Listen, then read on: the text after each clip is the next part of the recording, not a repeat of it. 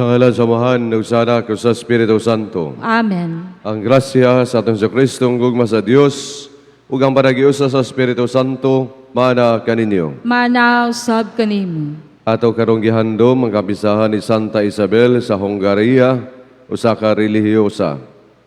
Aron kita maandam ni Santos nga kasaulugan, pangayoon ta ang kapasayloan sa atong mga kasalanan. Ikaw nga gipadala aron pag-ayo sa mamahinulsulon, Ginoo kaluy-i kami. Ginoo, kaloy kami. Ikaw nga miyanhi aron pagtawag sa mga makasala, Kristo kaluy-i kami. Kristo, kaloy kami. Ikaw nga nagalingkod sa tuo samahan, aron pagpangamalang kanamo, Ginoo kaluy-i kami. Ginoo, kaloy kami. Kaluy-an ang taginas sa Dios makagahom sa tanan, pasayloon sa atong mga sala, dadonon kita niya nga to sa kinabuhing dayon. Amen. Magampo kita. O Diyos na naggasa kang Santa Isabel, sa pag-ila ug pagpasidungog kang Kristo, diha sa makabus, ihatag ka namo tungod sa iyang pangama, nga sa walay puas nga gugma, makaalagad kami sa mga pobre ug sa mga nag-antos. Kini ang magipangayo, pinagi sa Kristo Kristo imong anak. Nga buhig hari bang kanimo sa Espiritu Santo, Dios hangtod sa kahangturan. Amen.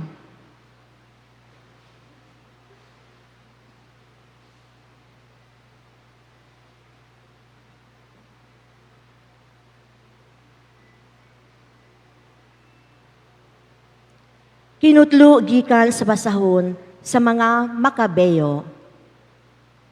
May mitungha nga usa ka masalaypong anak sa Antioco Epiphanes, anak ni Hari Antioco, nga kaniadto nabihag didto sa Roma. Nahimo siyang hari sa tuig usa ka gatos ug katluag pito sa gingharian sa mga Grego.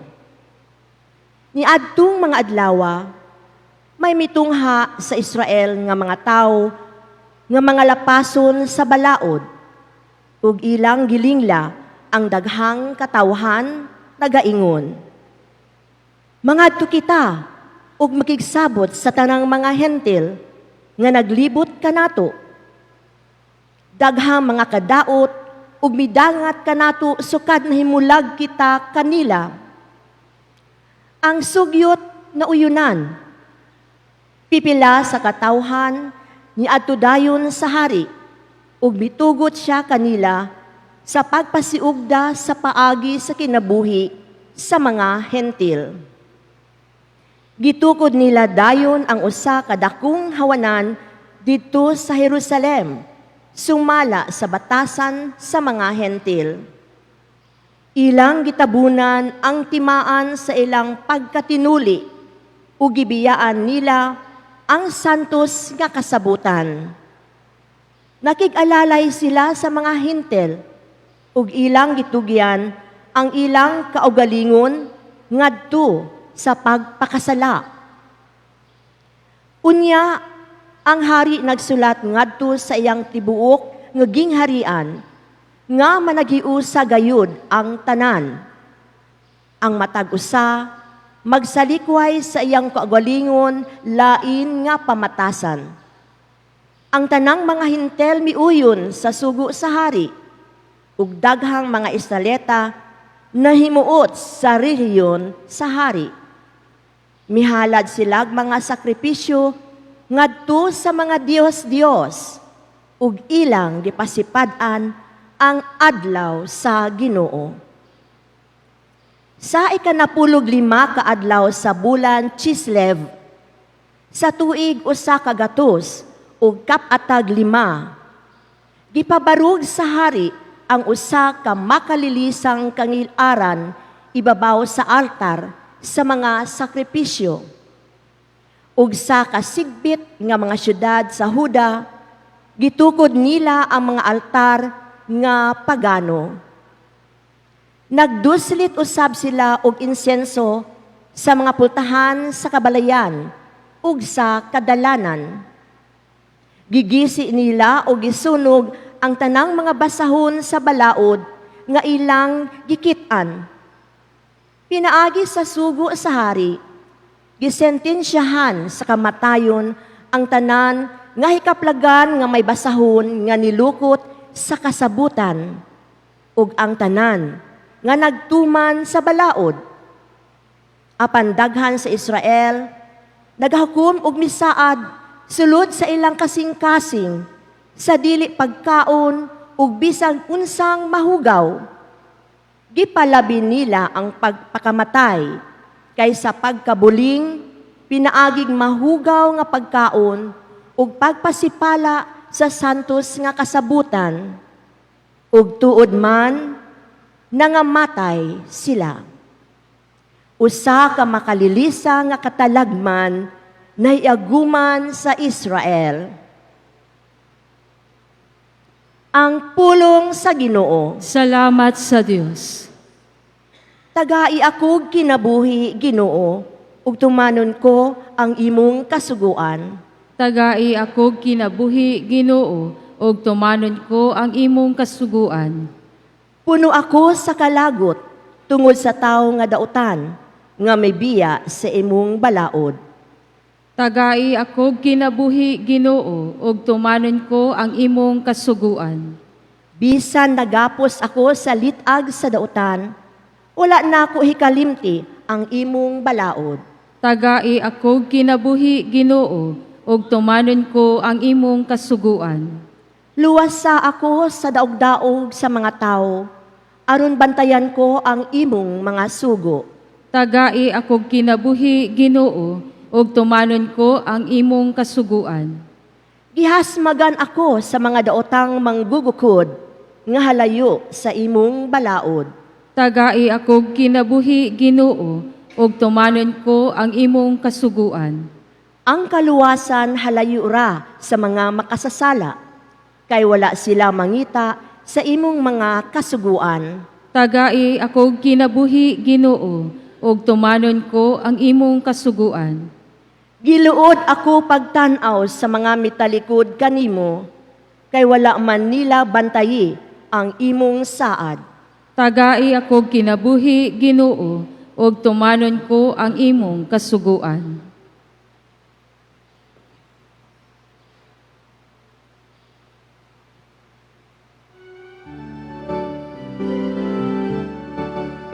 Hallelujah, hallelujah, hallelujah, hallelujah. Ang Ginoo mara kaninyo. Mana usab kanimo. Ang pagbasa sa Santos Ebanghelyo, sumala ni San Lucas. Himayaon ikaw, O Ginoo.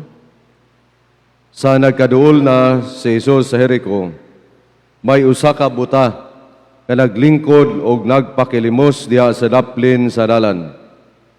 Sa pagkadungog niya sa paglabay sa panon sa mga tao, nangutana siya, "Unsa ba kini?" Si Jesus nga taga Nazaret milabay, mingon sila kaniya. Unya misinggit siya, "Jesus, anak ni David, kaluy-in taon ako." Tungod niini, gikasab-an siya sa mga tao, nga naguna o gipahilom siya. Apan may kusog hinuon siya pagsinggit, "Anak ni David, kaluy-in taon ako." Busa mihunong si Jesus, ug misugo nga ang buta dadon ngadto kaniya. Sa nahiduol na siya, nangutana si Jesus kaniya, "Unsa may buot mong buhaton ko alang kanimo?" Unya mitubag siya, "Sir, gusto unta ako nga makakita pag-usab." Ug giingnan siya ni Jesus, "Makakita ka. Ang imong pagtuo mo'y nakaayo kanimo." Ug diha-diha nakakita siya ug misunod kang Jesus ug nagpasalamat sa Dios. Sa pagkakita nini sa mga tao, midayeg silang tanan sa Dios. Ang Ebanghelyo sa Ginoo. Daigon ikaw, O Kristo. Ang una nga leksyon o mensahe diri sa Ebanghelyo nga nakita mao kining pagkabuta o pagkakita.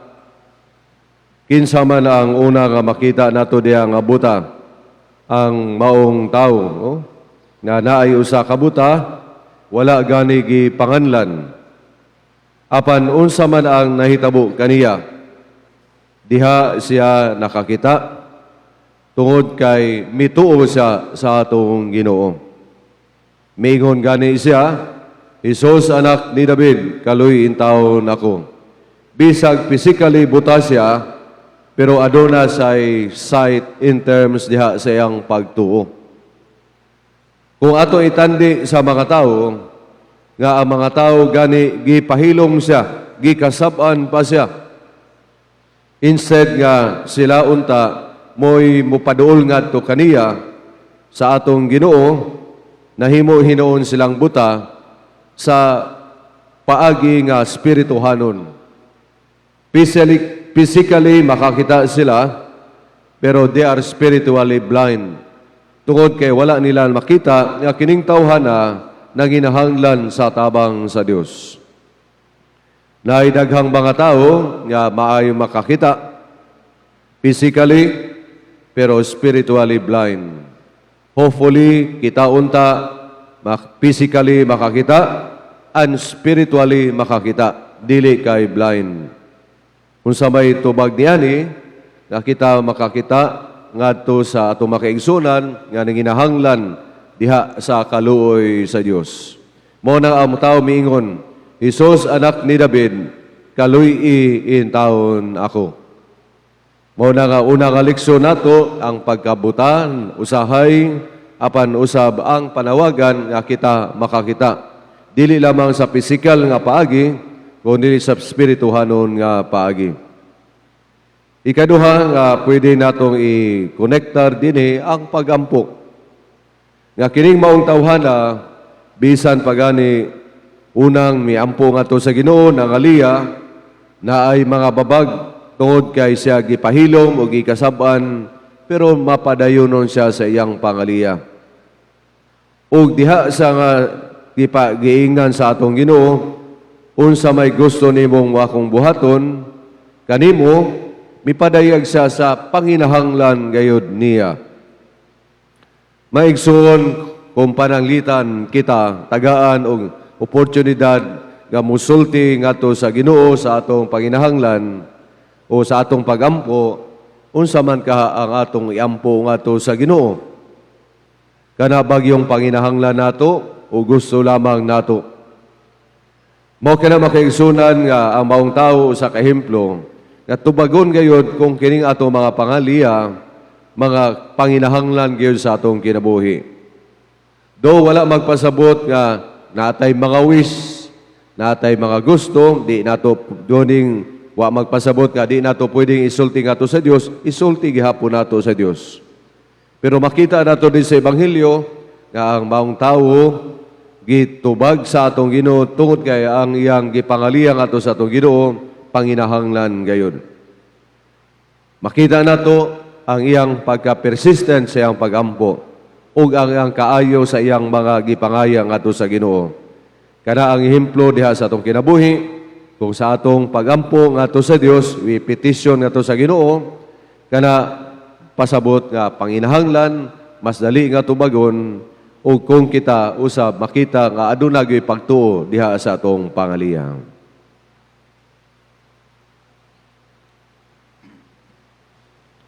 Muhangyo kita sa Ginoo atong Amahan sa pagbukas sa atong mga mata aron tin-aw natong makita ang iyang agianan o sa tibok kasing-kasing musunod kita kaniya. Sa matag pangaliya mutubag, Ginoo, itugot nga ang imong kahayag mudan-ag kanamo. Ginoo, itugot nga ang imong kahayag mudan-ag kanamo. Nga ang mga nangulo sa simbahan, pinaagi sa pagsaksi sa mapainubsanon nilang kinabuhi, makapakita kanato sa padulngan ngadto sa langitnong gingharian sa Dios Amahan. Magampo kita sa Ginoo. Ginoo, itugot nga imong kahayag, mudanag kanamo. Nga pinaagi sa atong mga buhat sa kaayo. Kanunay kitang mangita sa mga tinamay, sinalikway o wala higugmaa sa atong katilingban. Magampo kita sa Ginoo. Ginoo, itugot nga imong kahayag, mudanag kanamo. Nga sama sa tawong buta sa Jericho, makabaton kitag lig-on nga pagsalig sa makaayo nga presensya ni Jesus og musunod kaniya diha sa dalan sa kinabuhi. Magampo kita sa Ginoo. Ginoo, itugot nga imong kahayag, mudanag kanamo. Nga ang mga masakiton og kadtong nag-antos sa pagkahalap o pagkabuta sa pananaw, makakaplag sa pag-alim o kahupayan. Magampo kita sa Ginoo. Ginoo, O itugot nga ang imong kahayag, mudanag kanamo. Nga ang mga nangamatay, makadawat sa kapahulayang dayon o makanunayong kahayag diha sa himaya sa gingharian sa Dios. Magampo kita sa Ginoo. Ginoo, itugot nga ang imong kahayag, mudanag kanamo.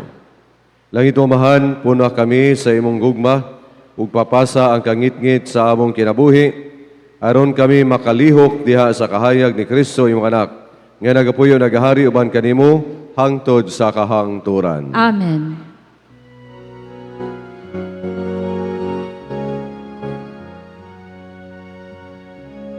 ang dako nga paghanan kisa ulog nato sa paghupan sa Diyos sa panahon kabahin siya sa atong kasaysayan sa pagdana sa atong kaluwasan santo sa kining binuog pahan ginahanat na mo kanimo amahan santo sa ang among nga buluhaton ginahanat sa tanang panahon santo sa kining binuog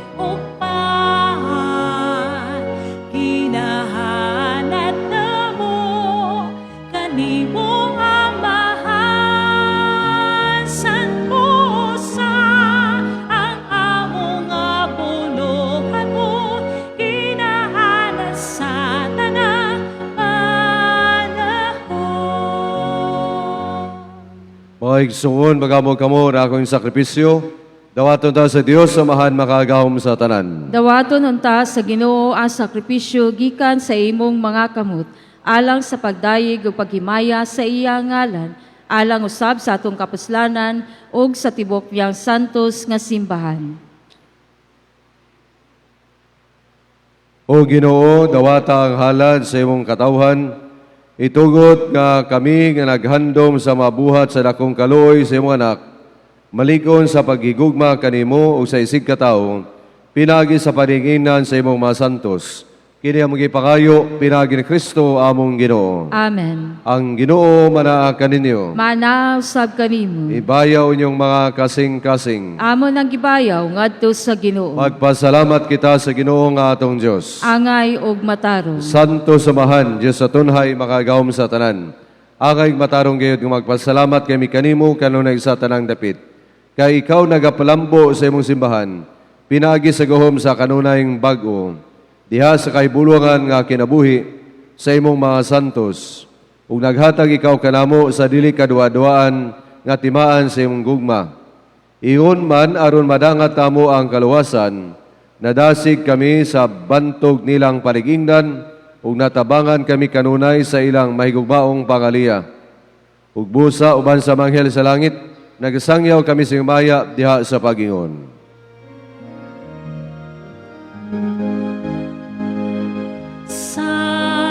Santos,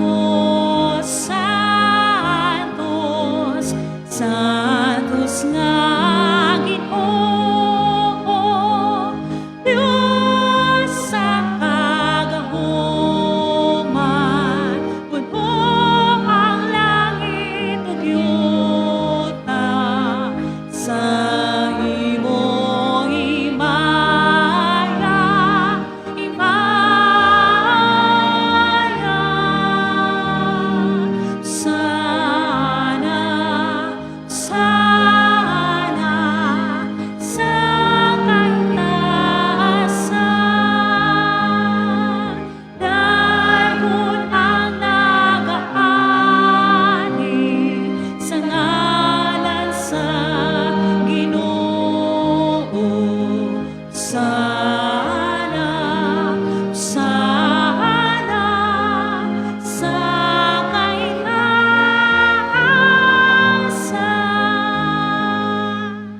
Santos kini Ikaw, Ginoo, ang tumuran sa tanang kasantos, ipadalay mong Espiritu ang magsantos sa mga gasa, aron mahimo kinilang kanamo, ng lawas ug dugo ni Kristo among Ginoo.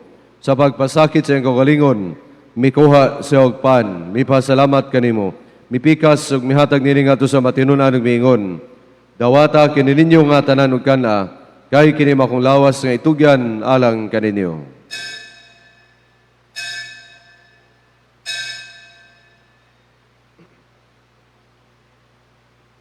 Sa samang pagi, tapos ang panihapon, mikuha sa sakalis, mipasalamat kanimo pag-usab, mihatag kini ngadto sa matinunan ug miingon.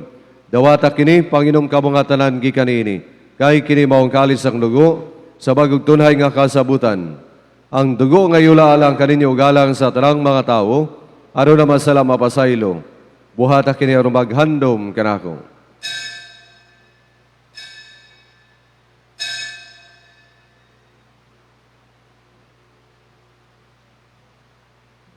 Kini ang misteryo sa pagtuo. Si Kristo namatay, si Kristo nabanhaw, si Kristo mobalik nganhi. Aron maghandom sa kamatayon bagabanhaw ni Kristo, nagahalad kami kanimo mahan ining pan sa kinabuhi ug kalis sa kaluwasan.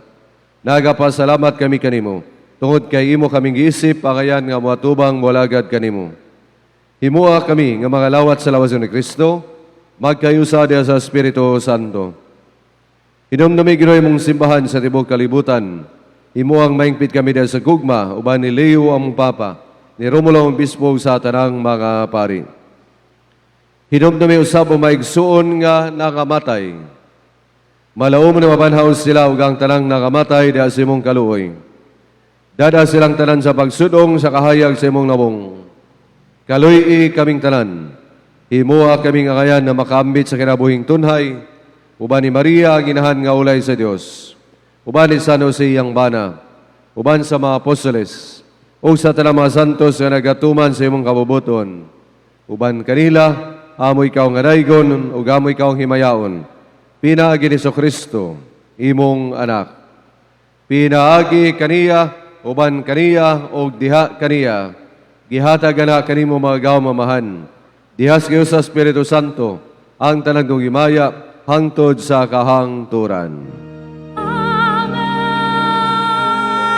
amen, amen.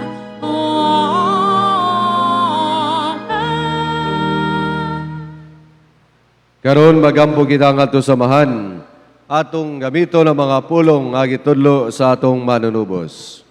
Amahan namo nga naa sa mga langit, pagdaygon ang imong ngalan, moabot ka namo ang imong gingharian, matuman ang imong pagbuot dinhi sa yuta maingon sa langit.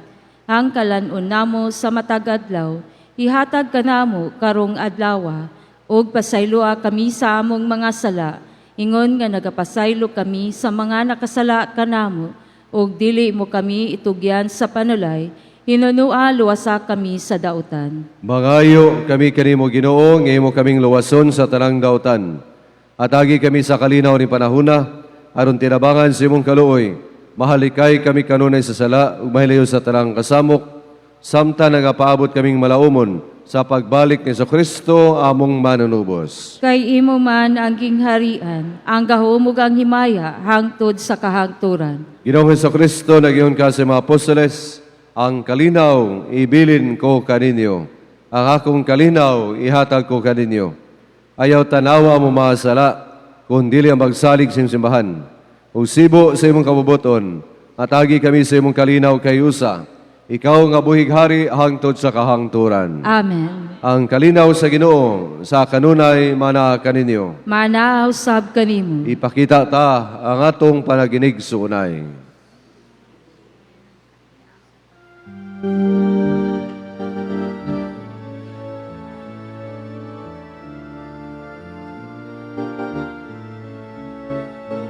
Poderosa Diyos, nga nagawata sa mga sala sa kalibutan, kalbutan.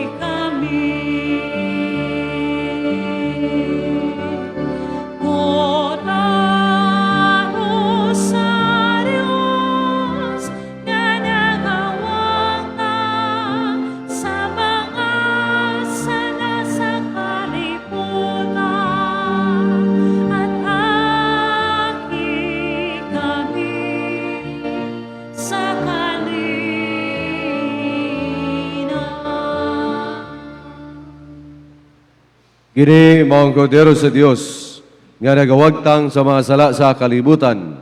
Bulahan ang gidapit alang sa bangkete sa Ginoo. Ginoo, dili ako angay nga mokalawat kanimo, apan ipamulong lamang ug mamaayo ako.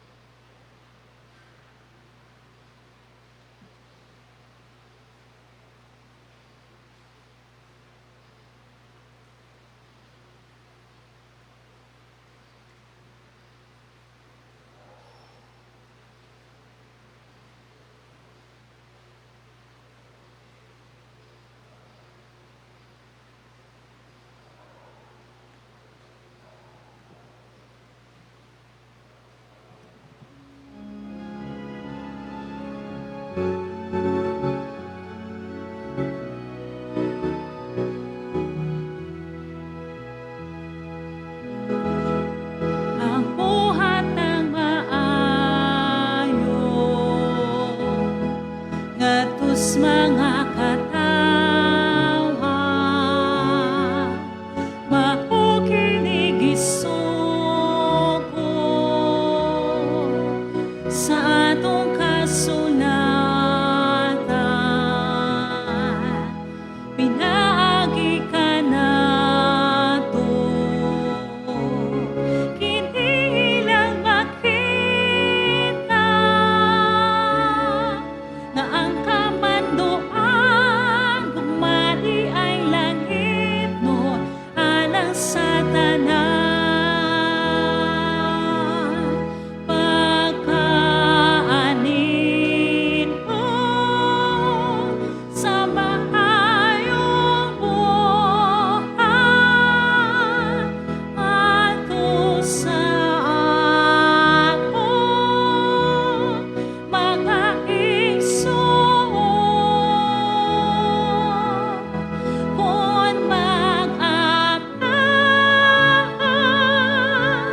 sa kaami sa grasya magihanap na sa Ginoo Diyos Ama. Spiritual Communion. Jesus, my God and my all, my soul longs for you. My heart yearns to receive you in Holy Communion. Come, bread of heaven and food of angels, to nourish my soul and to rejoice my heart. Come, most lovable friend of my soul, to inflame me with such love that I may never again be separated from you. Magampo kita. Ginoo, kami nga nakalawat sa sakramento, sa kaluwasan, nangayo sa imong kaluoy. Tabangi kami sa pagsunod sa gugma ni Santa Isabel, ug pambita kami sa iyang himaya. Kini ang magipangayo, pinagi ni Kristo among Ginoo. Amen. Palihog mangluhod. Prayer for vocation. Lord of the harvest, bless young people with a gift of courage to respond to your call. Open their hearts to great ideals, to great things. Inspire all your disciples to mutual love and giving, for vocations blossom in the good soil of faithful people.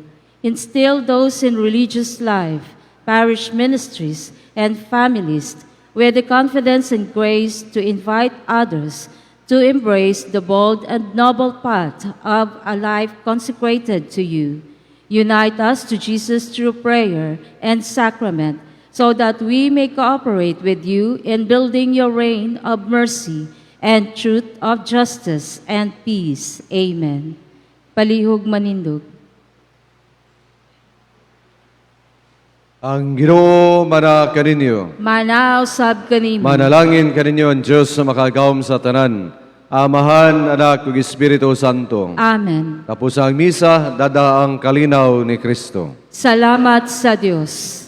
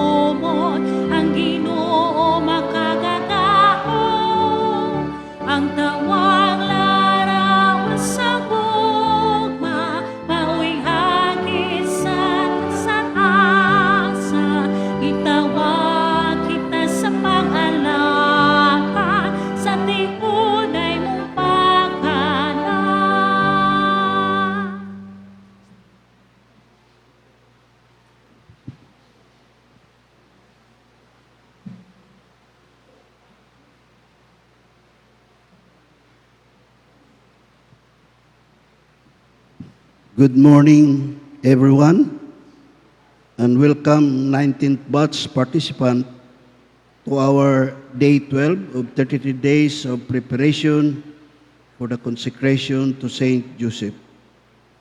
Our theme for today, Saint Joseph, most obedient.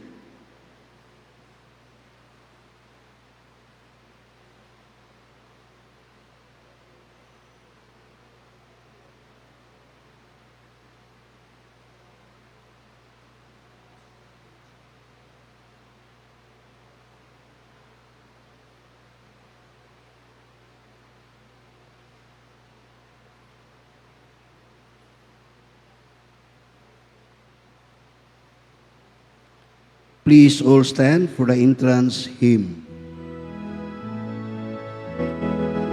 San Jose nga mamomo, amahan sa batang Jesucristo, nahimong usa ka instrumento sa Kristohanong pagtuo, nahimo siyang dangpanan sa tanang kakaawan, aron ang iyang katilipan, maiusa diha sa simbahan.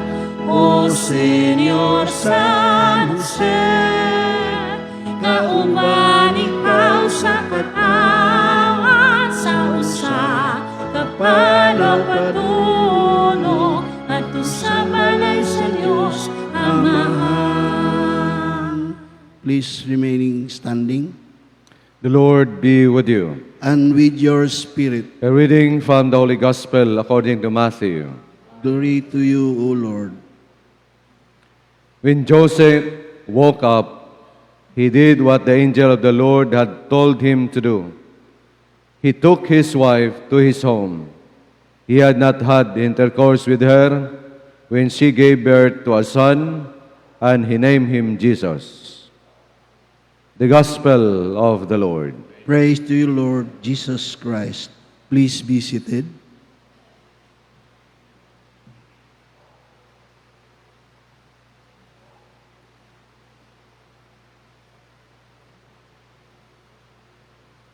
Reflection. Obedience requires trust. Lack of trust on the part of our first parents, Adam and Eve, is what caused all mankind to fall into sin. In the Garden of Eden, the devil instilled in their minds doubts regarding God's trustworthiness and tricked our first parents into disobeying God. Ever since, humanity has struggled to trust and obey God. In today's culture, obedience is largely misunderstood. Many people are of the opinion that obedience limits their freedom. To them, freedom means the ability to do whatever they please with few, if any, limits. In this case, freedom is always from something, but for Christian, freedom is always for something. The Christian biblical understanding of freedom is the capacity and ability to obey God.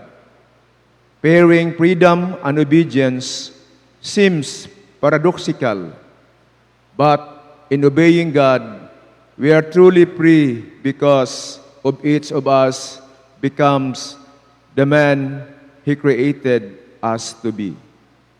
The very nature He gave us, He's perfected by praising obedience of faith. We find in Saint Joseph a refreshing model of obedience. Consider how he follows God's commands through the angel. He heir to the throne of David the king, lives in a humble life of a carpenter, betrothed to the young Virgin Mary, he perhaps saw his future life as one of comfort, a steady job, a loving wife, a simple existence. Then he receives his call.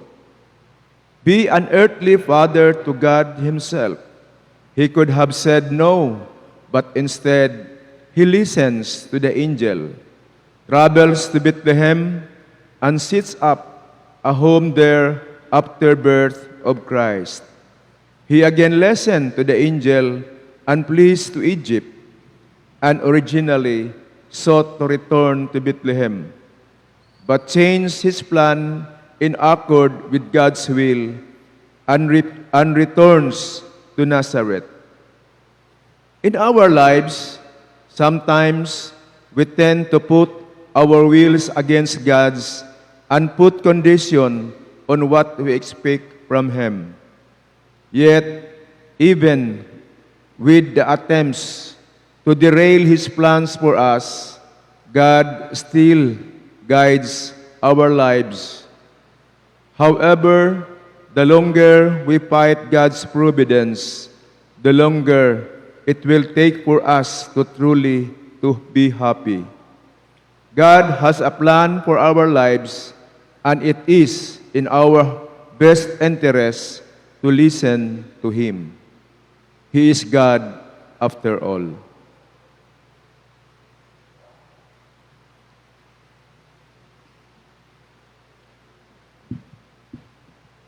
Prayer. Saint Joseph, help me to examine my life to discover what holds me back from trusting and obeying God more fully. Pray for me so that I may have a humble heart and yield to God at all times. Please all kneel for the litany of Saint Joseph. Lord, have mercy. Lord, have mercy. Christ, have mercy. Christ, have mercy. Lord, have mercy. Lord, have mercy. Christ, hear us. Christ, graciously hear us. God the Father of heaven, Have mercy on us. God the Son, Redeemer of the world, Have mercy on us. God the Holy Spirit, Have mercy on us. Holy Trinity One God, Have mercy on us. Holy Mary, Pray for us. Saint Joseph, Pray for us. noble offspring of David, Pray for us. light of patriarchs, Pray for us. spouse of the Mother of God, Pray for us. chaste guardian of the Virgin, Pray for us. foster father of the Son of God, Pray for us. jealous defender of Christ, Pray for us. head of the Holy Family, Pray for us. Joseph most just, Pray for us. Joseph most chaste, Pray for us. Joseph most prudent, Pray for us. Joseph most courageous, Pray for us. Joseph most obedient, Pray for us. Joseph most faithful, Pray for us. mirror of patience, Pray for us. lover of poverty, Pray for us. model of workmen, Pray for us. glory of domestic life, Pray for us. guardian of virgins, Pray for us. pillar of families, Pray for us. comfort of the afflicted, Pray for us. hope of the sick, Pray for us. patron of dying, Pray for us. terror of demons, Pray for us. protector of the Holy Church, Pray for us. Lamb of God, who takes away the sins of the world, Spare us, O Lord. Lamb of God, who takes away the sins of the world, Graciously hear us, O Lord. Lamb of God, who takes away the sins of the world. Have mercy on us, He has made him Lord of his household. and prince over all his possessions. Let us pray, O God, who in your loving providence choose Blessed Joseph to be the spouse of your most holy mother. Grant us the favor of having him for our intercessor in heaven, whom on earth we venerate as our protector. You who live and reign forever and ever. Amen. Please be seated.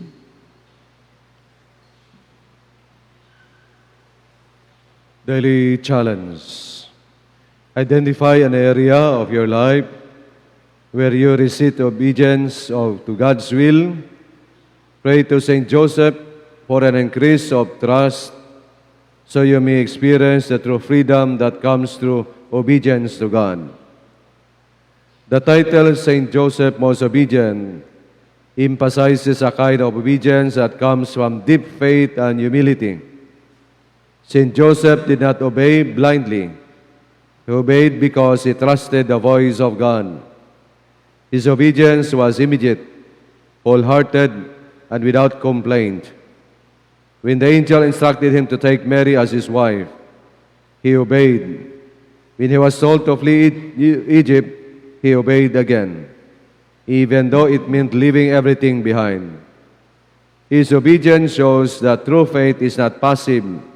It is active and rooted in a relationship with God.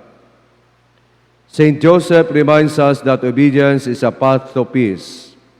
When we surrender our worries and desires to God, we make room for grace to work in us.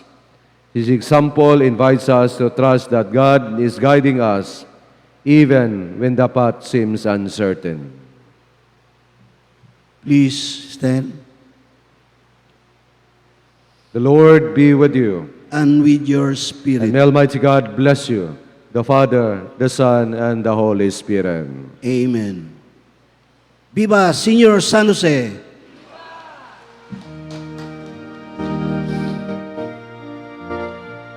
O Señor San